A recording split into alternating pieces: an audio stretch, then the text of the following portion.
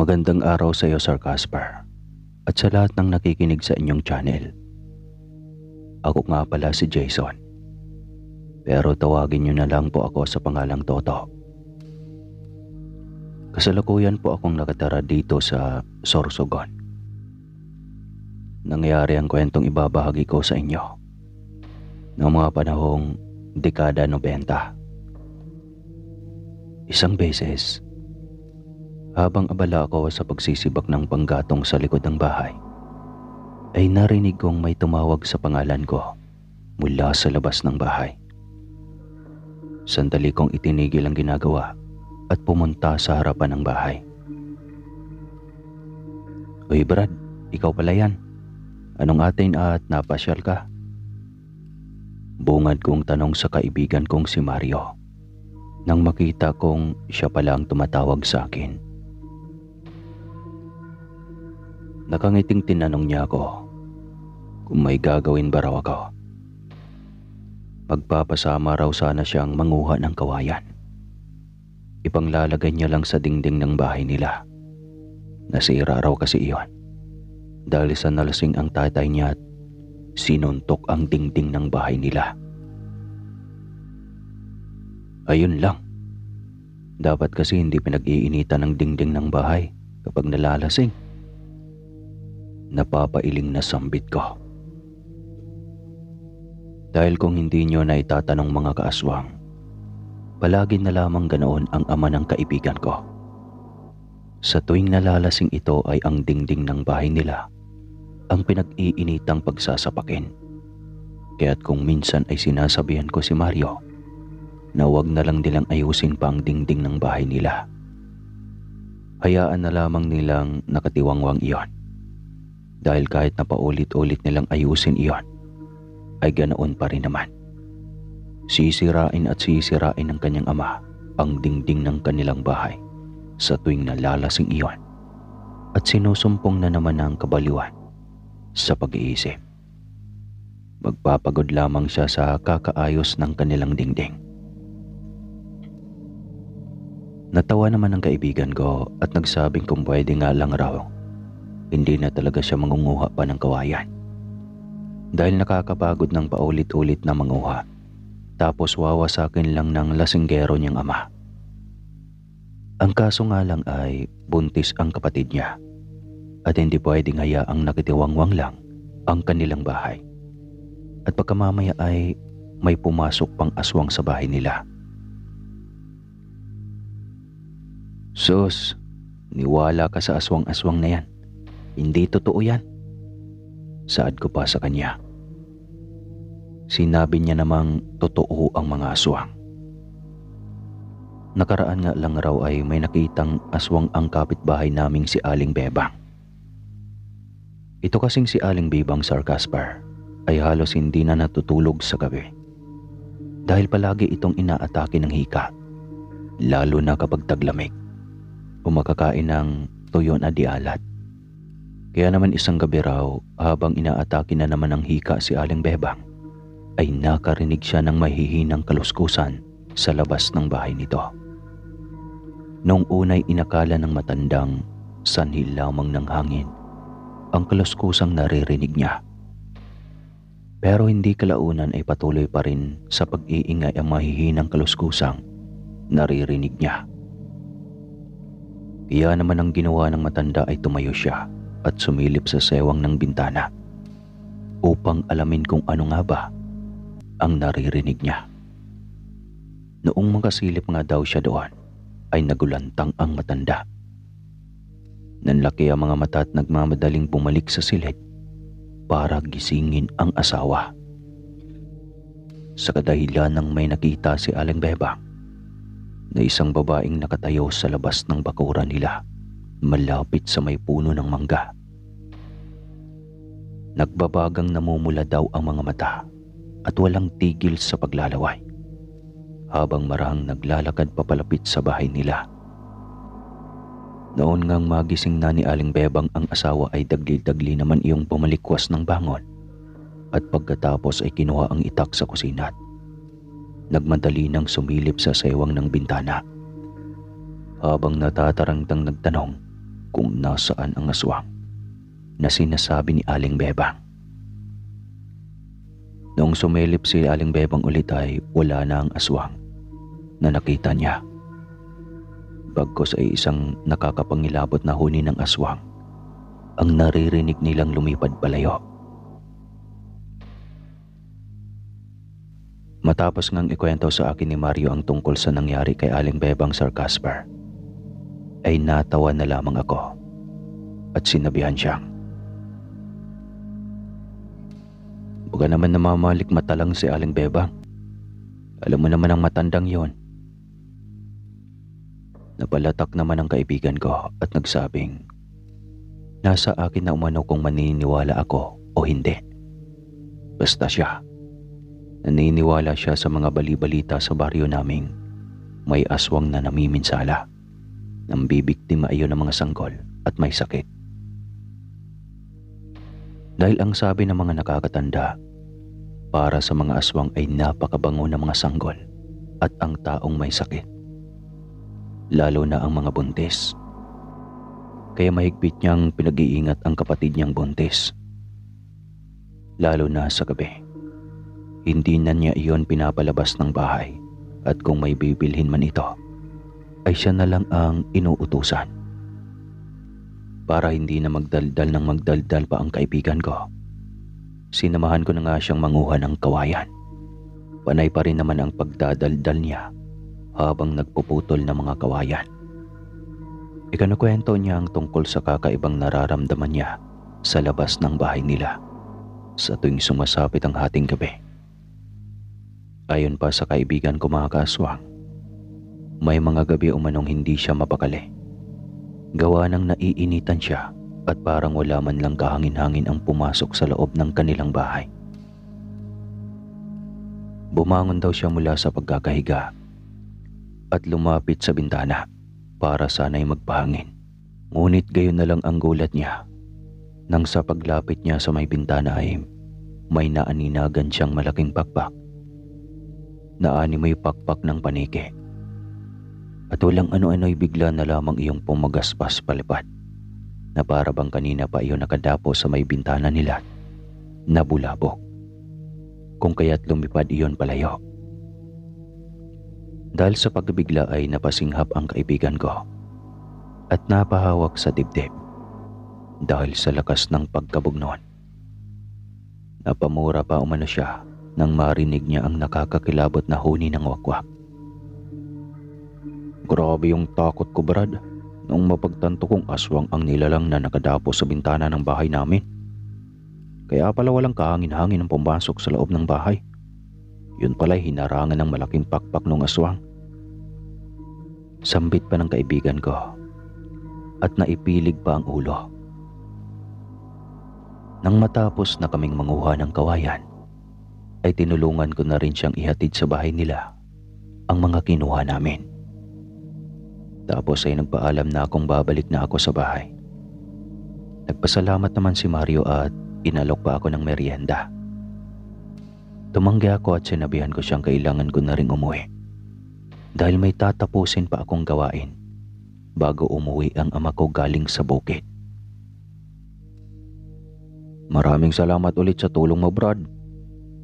Muling pagpapasalamat niya. Tumango ako bilang tugon at naglakad na pauwi ng bahay. Nang makauwi na ako ay tinapos ko na ang mga naiwan kong gawain. Kinagabihan, kakatapos lang maghanda ng pagkain ng kinakasama kong si Ami.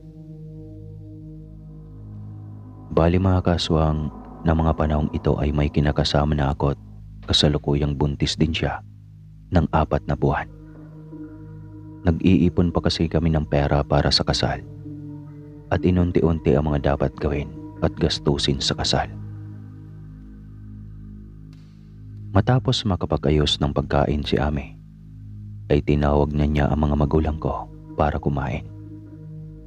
Habang kumakain kami ay may naririnig ako. Hinayaan ko na lamang ang narinig ko. Sa pag-aakalang isang normal na ibon lamang yung nakadapo sa punong malapit sa may bintana, hanggang sa paglipas ng ilang minuto at natapos na kaming kumain ay naroroon pa rin ang ibon at patuloy na humuhuni. Ano bang klaseng ibon yan? Nakakatakot namang pakinggan. Parinig ko pang wika ng asawa ko. Hayaan mo na lang yan. Huwag mo na lang pansinin. Baka nakikidapo lang yan dyan sa may puno para makitulog. Wika ko sa kanya. Tumangol lang ang asawa ko at nagpatuloy na sa ginagawa habang panakanakang tumitingin sa labas ng bintana. Habang naglilinis na nga kami sa pagkainan, ay hindi napigilan ng asawa kong magsabing, isarado ko na lamang raw ng maigi ang bintana dahil hindi raw talaga siya komportable. Kinakabahan siya at pakiramdam niya ay parang may mga mata ang nakatingin sa bawat kilos namin. Sige, sasara ko na. Tapusin mo na lang yan ginagawa mo para makapagpahinga na tayo. Tugon ko sa kanya. Agad ko nang isinarang mabuti ang bintana at pagkatapos ay tinulungan na ulit siyang mag-ayos. Nang matapos na kaming maglinis sa pagkainan, ay naririnig ko pa rin ang huni ng ibon. Pero binaliwala ko na lamang iyon at sinabihan ng asawa kong magpahinga na kami dahil maaga pa ang alis ko bukas. Sa paglipas ng mga oras ay naging maayos naman ang gabi naming iyon, Sir Casper. Nakatulog naman ako ng maayos at maging si Ami ay mahimbing din ang pagkakatulog. Kinabukasan, maaga pa lang ay nagtungo na ako sa bundok. Mas maganda kasing maaga akong umakyat upang sa ganoon ay hindi pa mainit sa daanan paakyat. May kalayuan kasi ang bukid namin at sa tansya ko ay mga nasa 3 oras ang layo bago mo marating ang bukid namin. Kaya't hanggat maaari ay inaagahan ko talagang umakyat para hindi ako abutin ng tanghali sa daan. Habang naglalakad na ako sa liblib na daanan ay nakasalubong ko ang matandang babaeng nakatira sa liblib na baryo. Medyo malayo-layo pa lang ay nakita kong nakangiti na sa akin ang matanda. At nung makalapit na nga ako sa kanya, ay walang pag-alinlangang kinumusta niya ako at ang asawa ko. Kayo pala Manang Los. Ayos lang naman po kami ng asawa ko. Tugon ko sa matanda. Abay, ilang buwan nang ang buntis ang asawa mo? Tanong niya muli sa akin. 4 na buwan na po. Nakangiting tugon ko na may halong pagtataka dahil sa bakit na itanong ng matanda kung ilang buwan na ang ipinagbubuntis ng asawa ko. Ngumisi naman ang matanda at nagwika. Pag-ingatan ko raw ng maigi ang asawa ko at hanggat maaari ay huwag kong hayaang maglalabas ng bahay tuwing sumasapit na ang takip silim. Alam mo naman siguro ang bali-balita dito sa baryo natin. Marami na ang mga kababaryo nating nakakita ng aswang na sinasabi nilang namiminsala.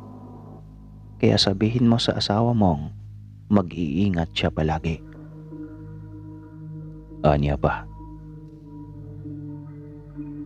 Sige ho, huwag po kayong mag-alala. Pagsasabihan ko po ang asawa ko.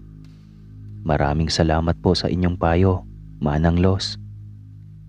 Maluwag ang pagkakangiti kong wika sa matanda. Tumangol lamang ito at nagpatuloy na sa paglalakad. Sinabi kasi nitong may bibilhin ito sa bungad ng baryo, kaya maaga rin itong naglakad. Nagpatuloy naman ako sa paglalakad habang iniisip ang mga usap-usapan ng mga kababaryo namin tungkol sa matandang si Manang Los. Sabi-sabi kasi sa aming baryong palaging wala ang matanda sa bahay nito tuwing magtatakip silim na umaga lang nila ito nakikita. Usap-usapan ring isang aswang umano ang matanda. Pero hindi naman ako naniwala dahil wala naman silang patunay. Kumbaga para sa akin mga kaaswang, bago ako maniniwala, ay dapat may ebidensya muna silang maipapakita. Sa maghapong iyon ay naging abala na ako sa ginagawa. Noong sumapit na ang alas 4 ay bumaba ako ng bundok. Dahil saktong pagdilim ng kalangitan ay nasa baryo na ako. Sa pagdaan ng mga oras at nakarating na ako sa bakuran ng bahay namin, ay nakita kong kausap ni Manang Los ang asawa ko. Napansin kong panay ang tingin ng matanda sa tiyan ng asawa ko at panay ang paglunok ng laway na parabang natatakam ito.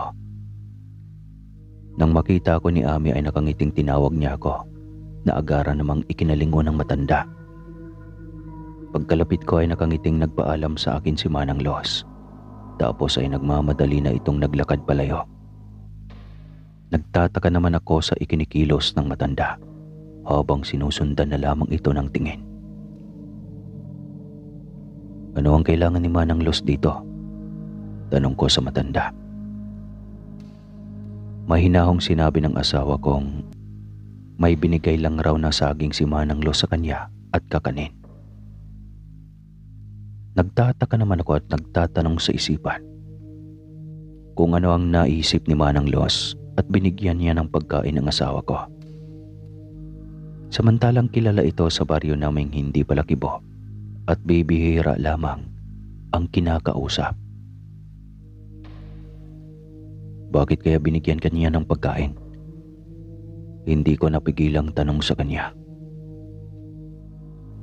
Hindi ko nga alam eh. Nagulat nga rin ako kanina nung tawagin niya ako at bigyan ng kakanin. Tsaka itong hinog na saging. Tugon niya at may halong pagtataka rin.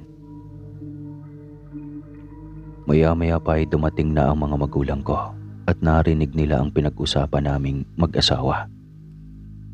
Lumapit ang aking ina at kinuha ang saging at kakanin sa asawa ko. Sabay-sabing huwag raw kainin ni Ami ang pagkaing binigay ng matanda. Dahil baka mamaya ay may kung anong nilagay ang matandang yon sa pagkain. Dapat hindi na raw tinanggap ng asawa ko ang binigay ng matanda, sapagkat batid naman umano naming kung ano ang usap-usapan tungkol sa matanda. Hindi naman po siguro ganoon, Nay. Wala naman po kasing nakakapagpatunay na aswang ang matandang yon. Kawawa naman yung matanda na pagbibintangan ng wala namang katunayan. Wika ko pa sa aking ina. Pinandilatan niya ako ng mga mata at sinabihang matuto akong makinig sa mga sinasabi ng nakakatanda. Dahil hindi lahat ng ipinapakitang kabaitan ng isang tao ay totoo na. Dahil ang iba ay pilit na itinatago ang totoong anyo at pag-uugali upang sa ganon ay makapangbiktima ng mga inosenteng tao. Para hindi nahahaba pa ang usapan ay minabuti ko na lamang na huwag nang patulan pa ang sinasabi ng aking ina. Dahil alam ko namang kahit kailan ay hindi ako mananalo sa kanya kapag makikipagdebate pa ako. At natural lang yon kasi babae siya. Nakiusap na lamang ako sa asawa ko na ipagtimpla niya na lang ako ng kape. Pati na rin yung mga nakikinig na yon ay bigyan niya rin ng isang tasa. Magbibihis lang ako at pagkatapos ay magkakape na. Tumango naman siya at pumunta na sa kusina para makapagtimpla. Ako naman ay pumasok na sa silid at kumuha na ng damit para makapagpalit na. Sa paglipas ng mga araw ay halos gabi-gabi na lamang may lumalagbog sa bubungan ng bahay namin. At kung minsan pa nga mga kaswang ay may mga mahihinang kaluskusan sa dingding ng bahay at natataan pang kasarapan na ng tulog ng asawa ko at malapit na sa kinahigaan niya ang mahihinang pagkutkot na naririnig ko. Sa tuwing tinitignan ko naman kung ano iyong kumukutkot sa dingding ng bahay ay wala naman akong nakikita. Maski hayop ay wala akong nakikita sa labas ng bahay. Noong una ay ipinagsawalang bahala ko na lamang muna iyon sa pag-aakalang guni-guni ko lamang. ang mga naririnig kong kumukutkot sa dingding ng bahay. Subalit, habang tumatagal ay nagtataka na ako sa kadahilan ng sa tuwing naririnig ko na iyon ay may nalalanghap na akong kakaibang napakabahong amoy.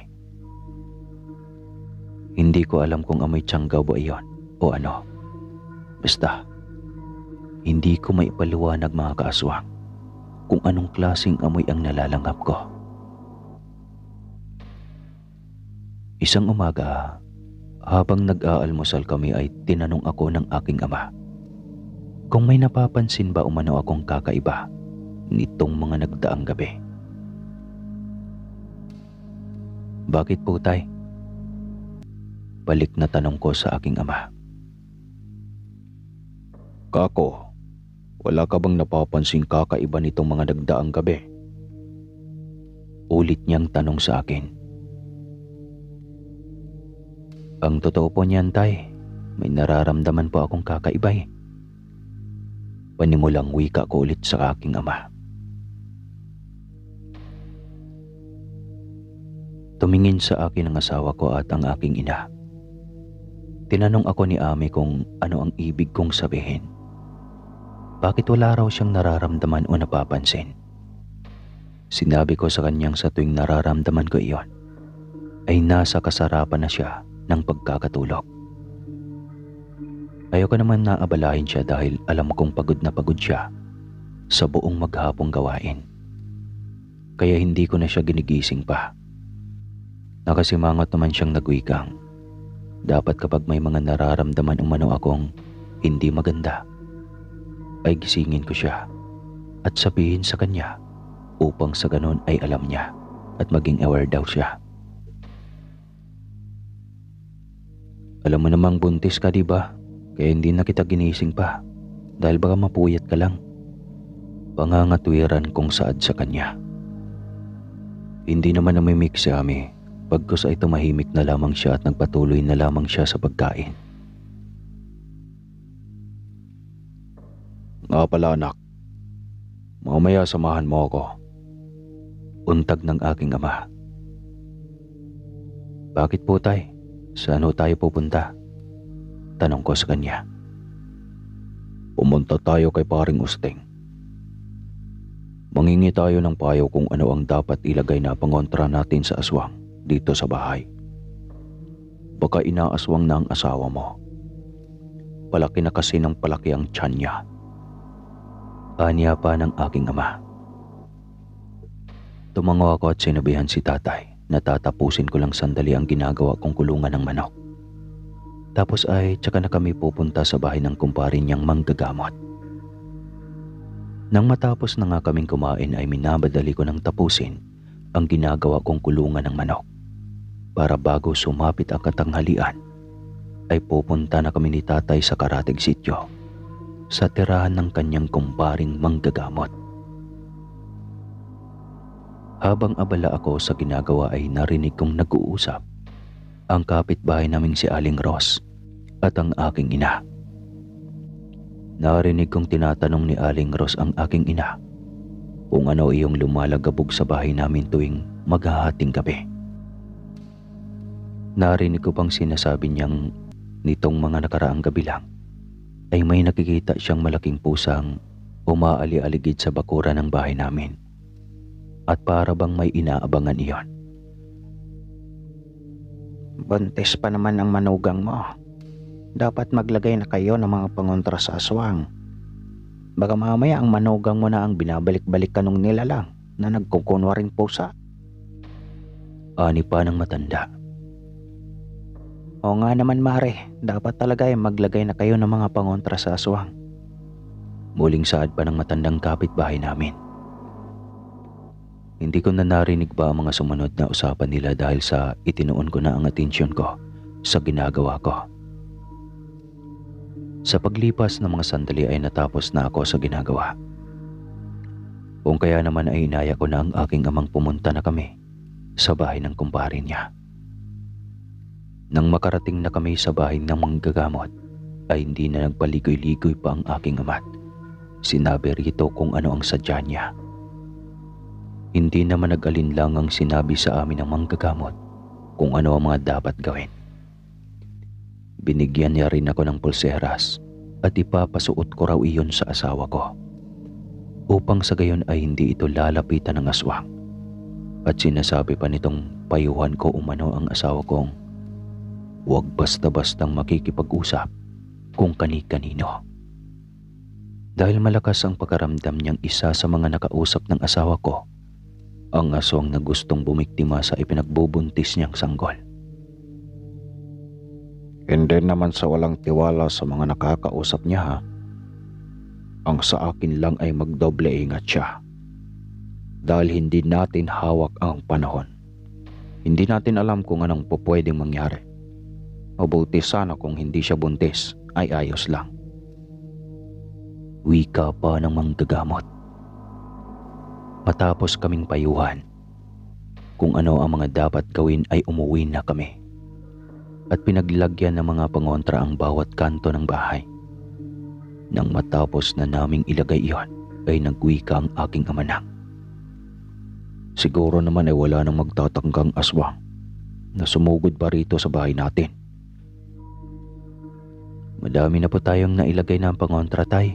Kaya nasisiguro kung hindi na tayo lalapitan pa ng aswang na sinasabi ninyo. Tugon ko sa aking ama. Abay dapat lang dahil sa oras na bumalik pa rito ang aswang na yon. Sisiguraduhin ko talagang tataddarin ko siya ng pinong-pino at ipapakain ko sa mga alaga nating baboy. Ani pa ng aking ama. Nung sumapit na ang kinahapunan, kasalukuyang nagkakape ako habang nakaupo sa may balkonahe. Nang bigla kong natanaw si Manang Los. Nasa di kalayuan ito at panay ang tingin sa bahay namin. Ano kayang kailangan ng matandang yon? Bakit panay ang tingin niya dito sa bahay namin? Tanong ko pa sa aking isipan at hindi inaalis ang tingin sa matanda. Maya-maya naman ay umalis na rin ang matanda. Kinagabihan habang naghahaponan kami, ay muli ko na namang narinig ang huni ng nakakakilabot na ibon. Bahagya akong napamura dahil sa medyo maaga-aga pa ng mga sandaling iyon. Naisip kong talagang napakatibay ng aswang na iyon. Hindi man lang natinag o natakot sa mga pangontrang inilagay namin ni tatay. Abay lintek, napakaaga pa. Animal tong demontres na to. Mukhang gutom na yata. Bumaba ka rito at magkasubukan tayo. Napakatapang mong demonyo ka. Hindi ka man lang natakot sa nilagay ng mga pangontra. Galit at paghamong wika ng aking ina at walang tigil sa pagmumura.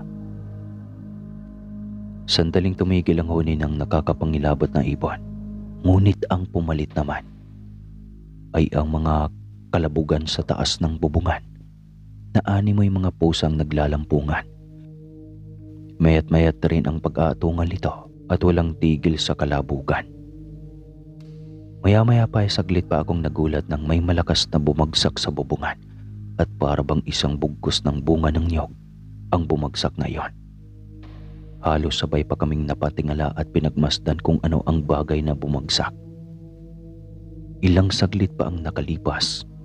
Nakita akong lumulundo na parang may mga paa ang naglalakad sa taas ng bubungan namin.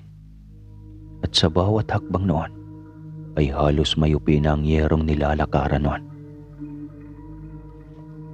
Abay lintik talaga ang animal na yan. Galit na wika ng aking ama at itinigil na ang pagkain. Tumigil na rin ako sa ginagawang pagkain at tumayo na para sumunod sa aking ama. Inutusan niya akong kunin ang itak niyang nakasukbit sa may bintana. Nagmadali na akong maglakad papunta sa may bintana at kinuha ang itak ni tatay. Pagkabalik ko ay inabot ko sa kanya ang ipinakuhang itak. Ito, sa iyo tong buntot ng bagi. Yan ang gamitin mo sa oras na lapitan ka ng aswang. Wika niya sa akin at inabot ang buntot ng bagi. Kinuha ko naman sa aking ama ang buntot ng bagi at kinakabahang tumango at tinandaan ang bawat sinabi niya. Sa totoo lang kasi mga kaswang, hindi ko alam kung ano ang mararamdaman ko ng mga oras na iyon. Dahil sa ito pa lang ang unang pagkakataong makakita at makasagupa ako ng aswang. Halika na, sumunod ka sa akin. Kailangan nating mapatay ang aswang na yan para hindi na bumalik pa rito sa bahay. Galit na wika ng aking amang nanggigigil. Nagmadali nang naglakad si tatay palabas ng bahay, kaya sumunod na rin ako. Saktong paglabas namin ng bahay, bumungad sa akin ng napakabahong amoy. Sandali pa akong napasinghap at napamura dahil sa napakabahong amoy na nalalanghap ko. Takti, ang baho naman nun. Sambit ko pa at napatakip ng ilong. Aswang, nanggaling sa isang aswang ang amoy na nalalanghap mo. Wika pa ng aking ama at naglakad na kami ng ilang hakbang at hinagilap ang nilalang. Maya-maya pa ay bigla na lamang kaming nagimbal nang sa walang ano-ano'y may dumamba sa aking amang napakalaking nilalang na maihahalin tulad ko sa isang dambuhalang pusa. Kala ko nga tigiri yun eh. Sobrang nakakakilabot ang wangis noon habang walang tigil sa pag-atungal. Dahil sa gulat ng aking ama ay hindi kaagad ito nakakilos. Kung kaya naman ay hindi agad ito nakailag sa ginawang pagdamba ng nilalang. Mabilis na akong tumakbo papalapit sa aking ama para saklolohan ito. Nang medyo makalapit na ako, ay buong lakas kong hinambalos ng bitbit kong buntot pagi ang aswang. Sa bawat paglapat ng buntot pagi ay walang tigil sa paghihiyaw ang nilalang hanggang sa mabitawan na nga nito ang aking ama at bahagyang lumayo sa kinatatayuan ko. Mabilis namang bumangon ang aking ama at kinuha ang itak na tumilapon. Tapos ay nagbandali ng tumakbo papalapit sa aswang at gigil na hinataw nito ng tagaang nilalang. Subalit sadyang napakalakas at maliksi ang aswang. Kung kaya naman, kahit anong gawin ng aking ama ay hindi niya ito natatamaan. Nagmamadali na akong lumapit sa aking ama at sinaklolohan siya. Ako naman ang nagpagsagupa sa nilalang at sa ikatlong paghambalos ko ng buntot pagi ay doon ko na natamaan ang aswang. Kaya't ubod lakas ko iyong pinaghahambalos hanggang sa tuluyan ng humandusay sa lupa ang aswang at nang ningisay-ngisay.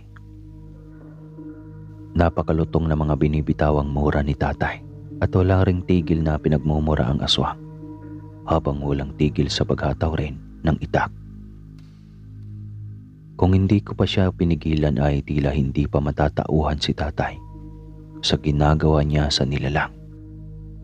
Noong makita ni tatay na nandilimahid na sa likidong pula ang nilalang, ay tsaka pa lamang napasalampak ng upo sa lupa si tatay. Wala pang ilang segundo ay ganyan na lamang ang panlalaki ng mga mata namin. Nang sa walang ano-ano'y, dahang-dahang bumalik sa totoong kaanyuan ang nilalang na nakahandusay sa lupa.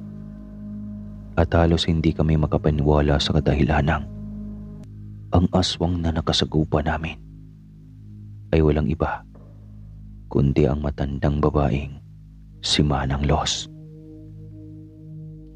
Lalapitan ko pa sana ito at muling hambalusin ng buntot pagi ang aswang. Pero mariin akong pinigilan ni tatay at sinabihan niya akong hayaan na naming makauwi sa sariling pamamahay ang aswang. Nang sa ganon ay doon na ito malagutan ng hininga.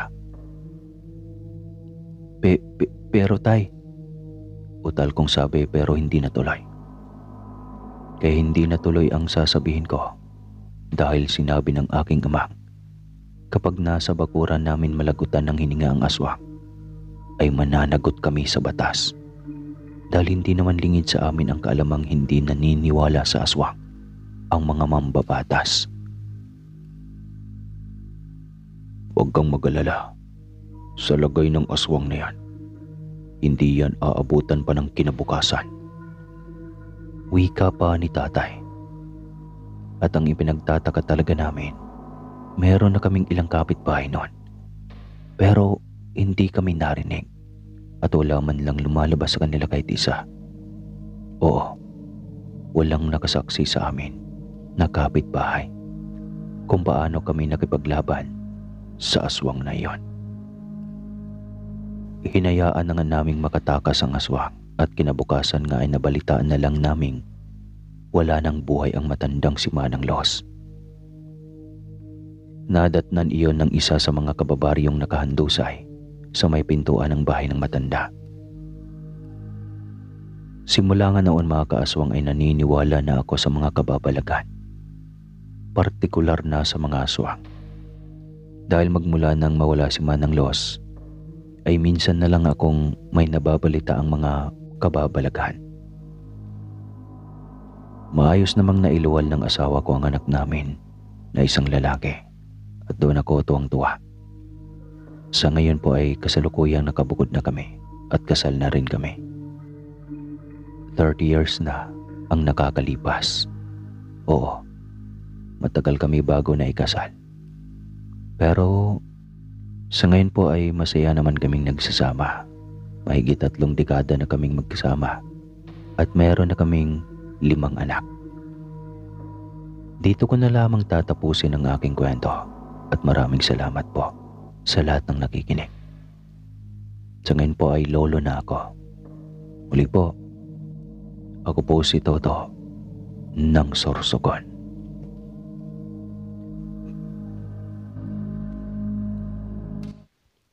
Hello Sir Casper.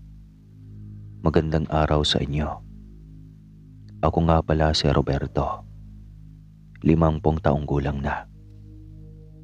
Ang ibabahagi ko sa inyo ngayon ay ang karanasan ko tungkol sa manananggal. Hindi ko batid kung naniniwala nga ba kayo sa manananggal o aswang.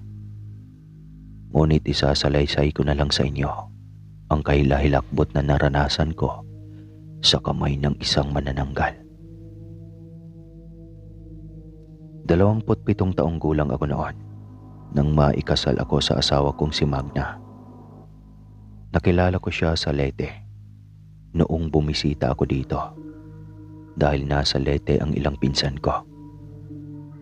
Hinarap ko siya sa altar at nakipag-isang dibdib dahil sa ganda niyang taglay, di lang panlabas kundi maging ang kanyang kalooban. Napagdesisyon na namin na dito na lang sa Leyte buuin ang aming magiging pamilya dahil dito din namin nakilala ang isa't isa. Roberto, hingan mo nga ako ng hilaw na mangga kina Mang Temyong. Gusto kong kumain ng mangga. Utos sa akin ni Magna habang abala ako sa pagsisibak ng kahoy sa labas. O sige, sandali lang at iligpitin ko lang muna itong mga sinibak ko at baka umulan. Sagot ko naman at agad na iniligpit na ang palakol at ang mga nasibak kong kahoy. Pinagbigyan ko na nga lang ito dahil 2 buwan siyang buntis noon. Paboritong-paborito niya talaga ang hilaw na mangga na maaaring pinaglilihian niya. O Roberto, bilisan mo ang pagkuha ng mga mangga. Naglalaway na ako.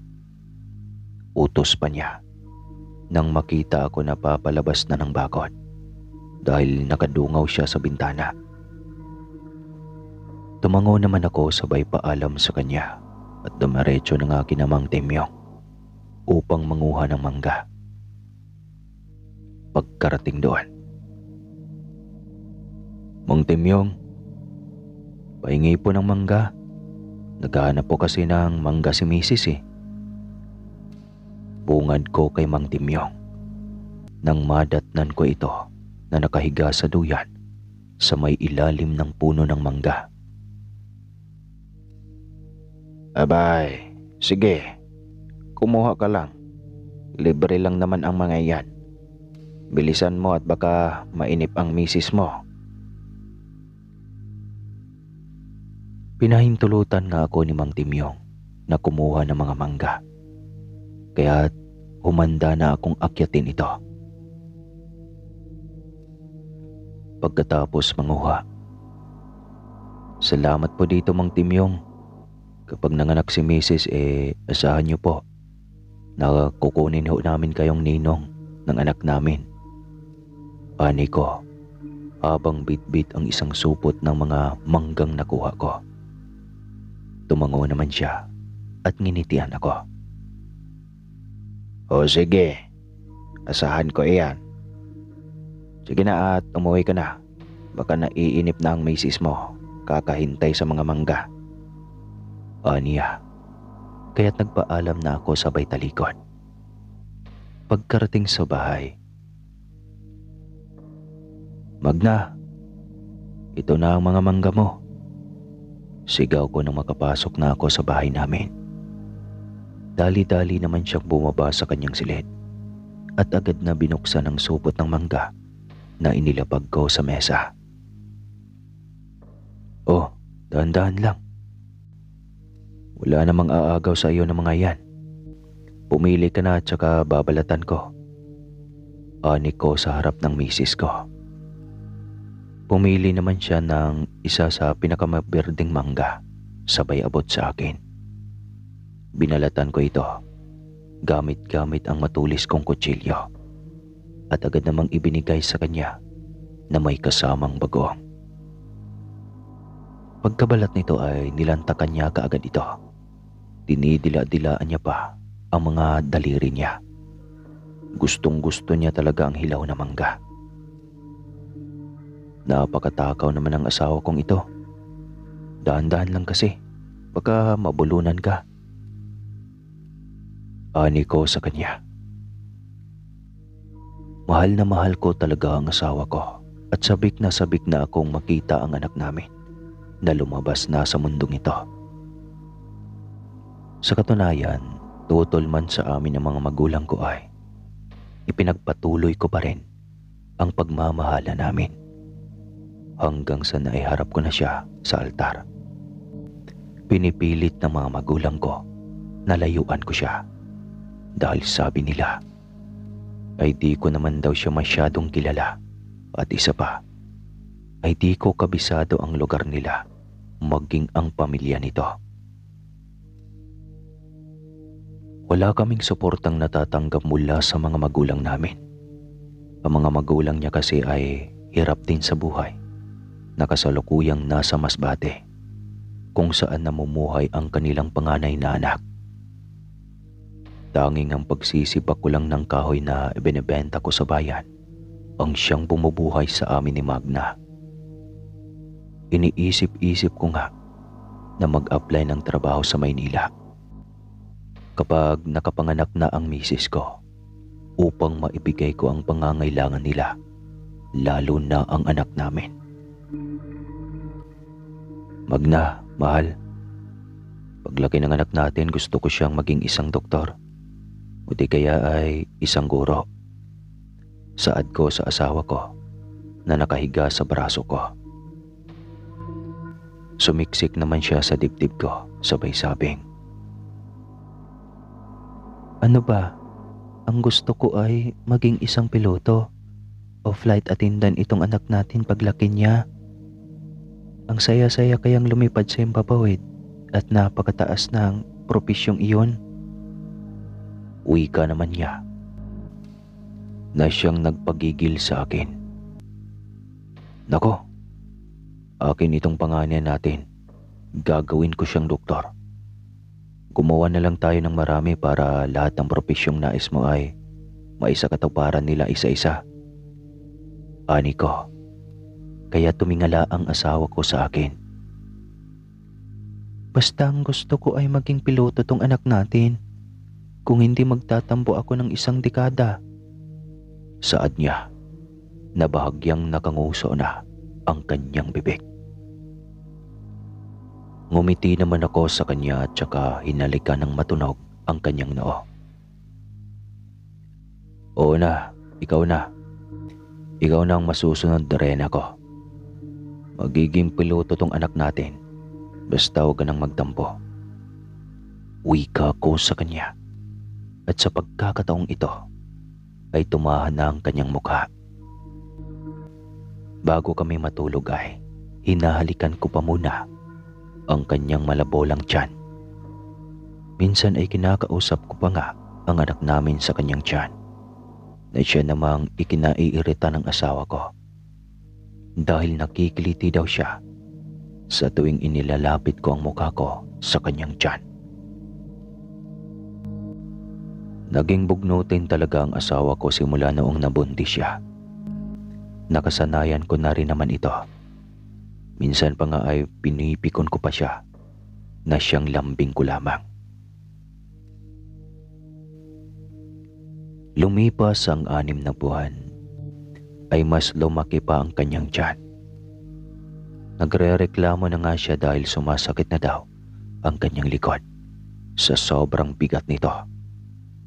Ang sabi ko naman ay kunting tiis na lang at malapit nang lumabas ang anak namin na siyang matagal ko nang hinihintay. Hanggang sa isang araw noon, pagkarating ko sa bahay mula sa bayan, kung saan nga ako nagtitinda ng mga nasibak ng kahoy, ay narinig ko ang asawa ko sa may bodega na para bang may kinakausap siyang iba. Lumapit ako dito at natagpuan ko nga siyang umuusal-usal. Ikaw na bata ka, ang bigat-bigat mo. Nahihirapan na ako. Anya habang nakayuko sa kanyang tiyan. Magna, ano bang ginagawa mo? Bakit mo naman sinisisi ang anak natin? Natural lang naman na mahirapan ka, lalo na at malapit na siyang lumabas. Kunting tiis at pasyensya naman, mahal. Halos 1 buwan na lang manganganak ka na. Wika ko sa kanya, kaya't lumingon siya sa akin. Ngunit tila ba ganoon na lamang ang galit nito nang humarap siya sa akin. Halos di ko na nga siya matitigan sa mata dahil parang umaapoy na ito sa sobrang galit. Ano bang problema mo? Nagsisisi ka na ba na ginawa natin iyan? Di mo ba gusto na magkaanak tayo? Sunod-sunod na tanong ko sa kanya. Ngunit nananatili lang siyang tahimik at maya-maya ay tumulo pa nga ang kanyang laway. Siguro gusto mong kumain ulit ng mangga? Oo, sige. Maghanap na ako ng mangga. Kahit na di tagbunga ngayon, pipilitin ko pa rin makahanap para tumahan ka na. Hindi ko gustong kumain ng mangga ngayon. Sadyang masakit lang talaga ang likod ko. Padabog na saan niya habang hinihimas-himas ang kanyang tiyan. Lumapit na lang ako sa kanya sabay yakap dito. Pagod ako galing bayan ngunit parang mas pagod pa ata ang misis ko. Kakapasan sa anak naming nasa sinapupunan niya buong maghapon. Naiintindihan ko naman siya, kaya't ayos lang sa akin kung madalas ay nagtatampo at galit ito. Tumahan naman siya at humingi sa akin ng pasyensya habang yakap-yakap ko siya. Habang papalapit ang araw ng kanyang panganganak, ay mas lalo pang naging mainitin ang ulo nito. Bagyang nagbago ang pagkatao niya. Para bang di natuloy siya si Magna na pinakasalan ko. Ngunit iniisip ko na lamang na baka ay ganoon na lang siya nahihirapan, lalo na at unang pagbubuntis niya iyon. Todo paghahanda na ang ginawa ko. Namili na ako ng mga lampin at damit ng anak ko na siyang pinag-iipunan ko. Sinabihan ko na rin ng maaga ang mga kumadro ng kakilala ko upang di na kami magpanik sa oras na manganak si Magna. Mga ilang araw na lang ay araw na ng panganganak ng misis ko. Kaya Pinamalagi ko na muna si Aling Soledad sa bahay namin. Ang komadron ang kinuha ko dahil malayo pa ang kanilang bahay mula sa amin. Hanggang sa isang araw, sa kalagitnaan ng gabi, ay bigla na lang nabulabog ang buong bahay nang sumigaw ang mahal ko na manganganak na raw ito. Roberto, pakikuha nga muna ako ng isang palangganang maligamgam na tubig at isang malinis na panyo. Utos sa akin ni Aling Soledad habang si Magna naman ay nakahiga na sa kama at halos di na maimpinta ang kanyang muka sa sobrang sakit ng nararamdaman niya. Magna, dyan ka lang muna ha. Kukuha na muna ako ng maligamgam na tubig at panyo. Nagmamadaling bilin ko sa kanya bago ako tumungo sa kusina upang kumuha nga ng mga iyon. Tumango naman siya at sinabing bilisan ko daw dahil kailangan na kailangan niya ako.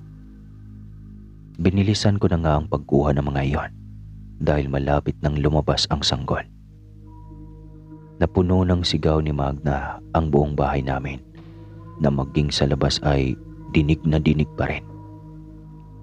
Sobrang nag-aalala ako sa kanya. Nais ko sanang sa ospital siya manganak. Ngunit dahil sakto lang sa pagkain namin araw-araw ang kinikita ko, ay di ko na nagawang tuparin iyon. Ito ko na po ang tubig at ang panyo, Aling Soledad. Wika ko sa komadrona at saka inaabot ang mga pinakuha niya sa akin. Pagkatapos noon ay dali-dali na akong lumapit sa asawa ko. Umupo ako sa tagiliran niya at mahigpit na hinawakan ang kaliwang kamay niya. Nako, iha, mukhang mahihirapan ka sa paglabas ng sanggol na ito.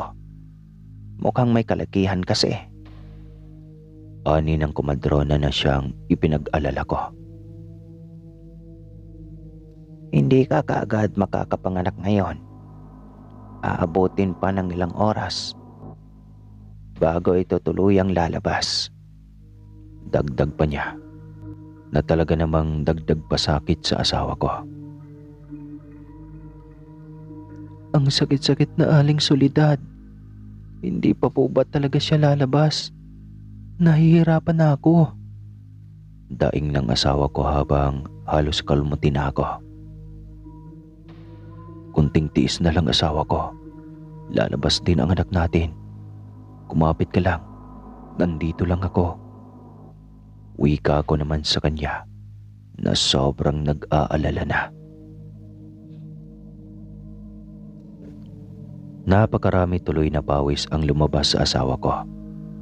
Nararamdaman niyang papalabas na daw ang sanggol. Ngunit ang sabi naman ng komadrona ay mabagal ang pag-usad ng sanggol. Kitang-kita ko sa mga mata ng asawa ko kung gaano siya nagdudusa. Tanging paghalik sa noo niya at paghawak sa kamay niya ang nagagawa ko sa mga oras na iyon. Todo sambit siya ng aray habang ang komadrona naman ay pinapaere siya ng paulit-ulit. Hanggang sa sinabi na nga ng komadrona na lalabas na ang bata. Todo ere at hiyaw naman si Magna. Habang ako naman ay nagdadasal sa ligtas na panganganak ng misis ko. Habang hawak-hawak ang kanyang kamay. Ere pa, Magna, konti na lang. Saad ng komadrona. Sinunod naman ito ni Magna. Magna, mahal, kunting tiis na lang. Sa wakas, makakasama na natin ang una nating supling. Kapit ka lang, Magna. Kaya mo yan.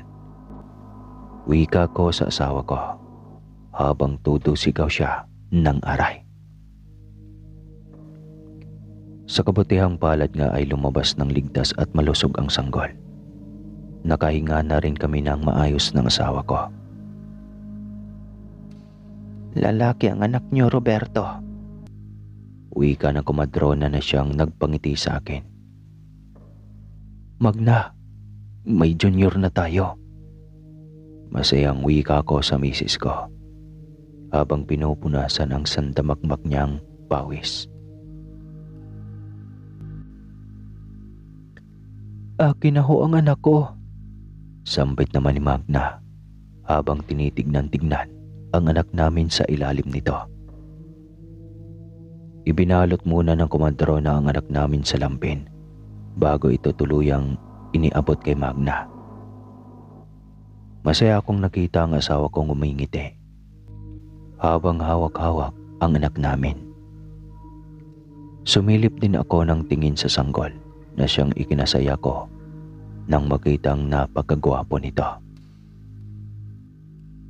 Ang gwapo ng anak natin, Magna. Kitang-kita agad na napakatangos ng kanyang ilong. Maaari ko rin ba siyang makarga? Ani ko sa kanya na siyang ikinairap niya sa akin.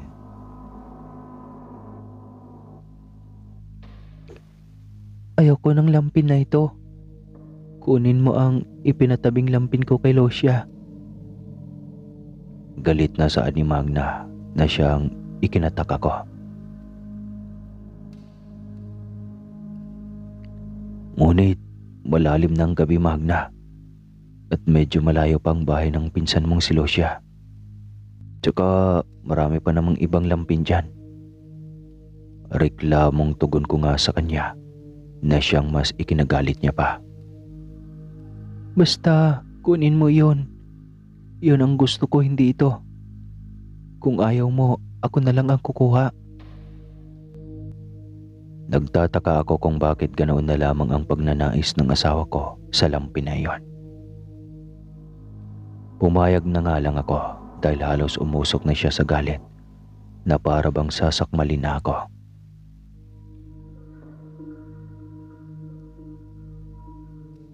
O sige, kukunin ko iyon.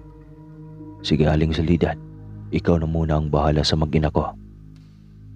Bilin ko at saka umalis na. Tinungo ko nga ang bahay ng pinsan niyang si Losia na medyo may kalayuan sa amin upang kunin ang lampin na gusto ni Magna.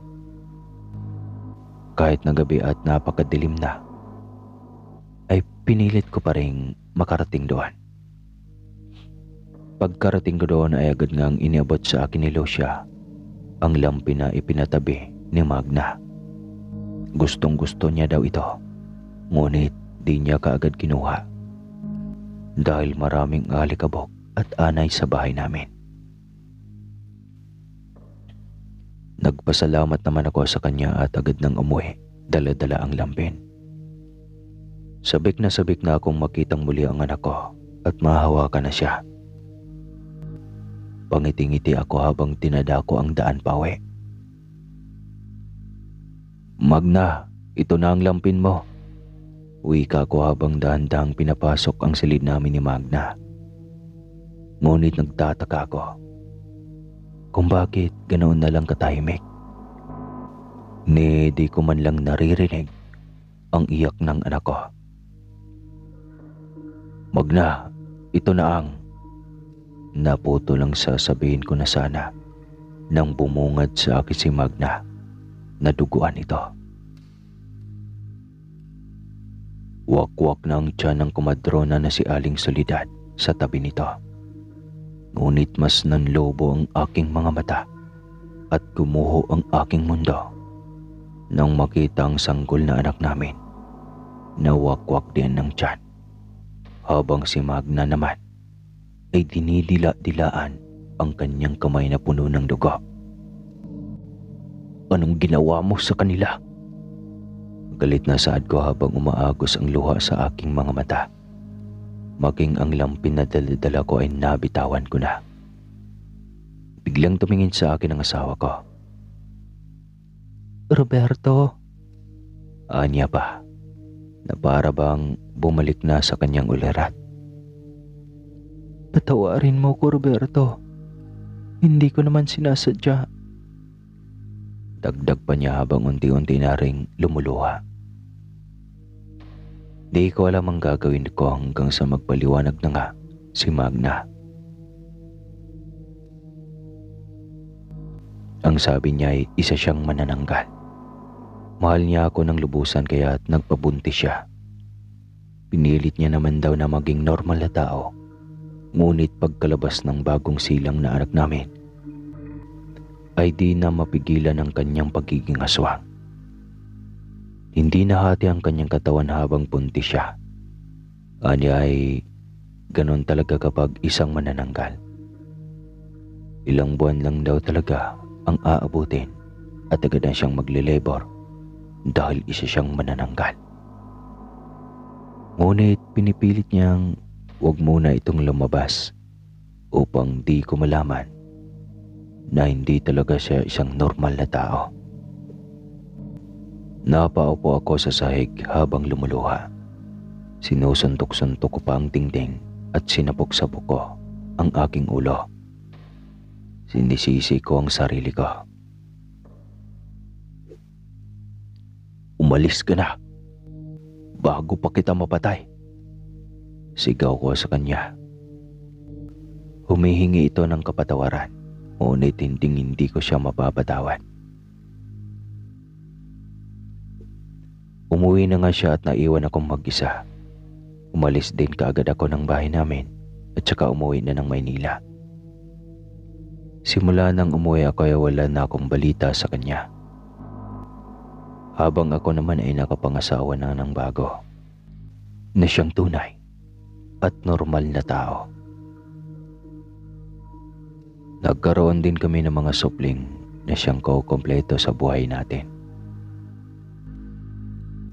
Wala nang ibang nakakaalam sa kaimbal-himbal na nangyari sa akin sa kamay ng manananggal na dati kong asawa. Sinekreto ko lamang ito, lalo na sa asawa ko. At hanggang dito na lang po ang kwentong ito. Maraming salamat po sa lahat ng nakikinig. Muli po, ako po si Robert ng Leyte.